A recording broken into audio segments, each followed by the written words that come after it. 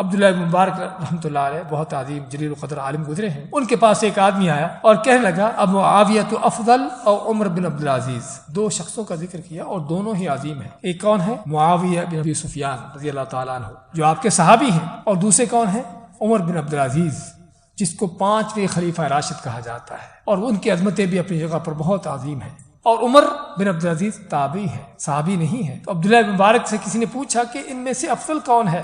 جواب کیا دیتے ہیں؟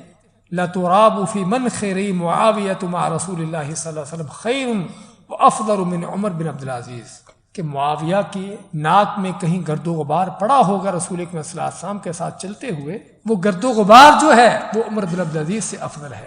عمر بن عبدالعزیز رحمۃ اللہ علیہ کس قدر عظیم وہ ہستی تھی، کیا عظیم شخصیت تھی، لیکن تابعی تھے، صحابی نہیں تھے۔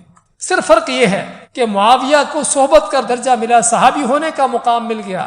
تو کیا فرماتے عبداللہ بن مبارک کہ تم کہتے کہ افضل کون ہے؟ معاویہ کے جو ناک میں گرد و غبار پڑ گئی ہوگی آپ صلی اللہ علیہ وسلم کے ساتھ چلتے ہوئے، وہ گرد و غبار بھی عمر بن عبدالعزیز سے بہتر ہے۔ اور پھر کوئی آج کا کوئی بیوقوف عقل کا اندھا اٹھ کر معاویہ کو تان کرتا ہے، اس کو گالیاں دیتا ہے، جس معاویہ کی عمر بن عبدالعزیز کا کوئی مقام نہیں ہے۔ آج کا کوئی بدبخت کہ جو ہم کہیں گے اس کے پاؤں کا جوتا تو کیا بلکہ اس سے بھی کہیں بدتر وہ معاویہ کو اٹھ کر گالیاں دیتا ہے۔